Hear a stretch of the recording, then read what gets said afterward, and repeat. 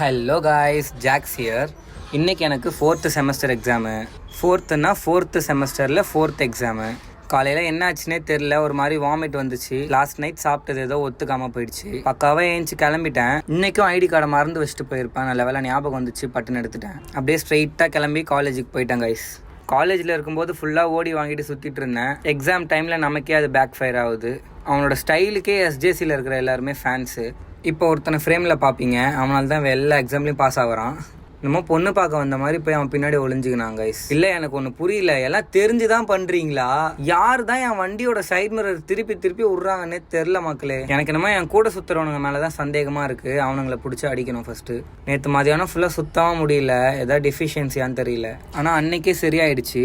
Boys கால் பண்ணி turf கூப்பிட்டாங்க, டர்ஃபுக்கு கிளம்பிட்டேன். ஃபிசிக்கல் ஆக்டிவிட்டிஸ் ரொம்ப கம்மியாகிட்டே வருது. டான்ஸுமே செமஸ்டர்ன்றதால ஆடுறது இல்லை. செமஸ்டர் முடிஞ்ச உடனே நம்ம ஆட்டத்தை பார்ப்பீங்க.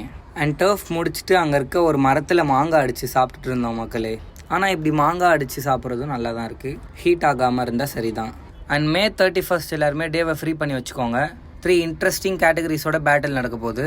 பேட்டில் வென்யூ எங்கே, என்னென்ன கேட்டகரிஸ் இருக்குது அண்ட் ஜட்ஜஸ் யார் அப்படின்றத அடுத்தடுத்த வீடியோவில் அப்டேட் பண்ணுறேன். மறக்காமல் இந்த பேஜை மட்டும் ஃபாலோ பண்ணி வச்சுக்கோங்க. அடுத்த வீடியோவில் சந்திப்போம். அது வரைக்கும் பாய் கைஸ்.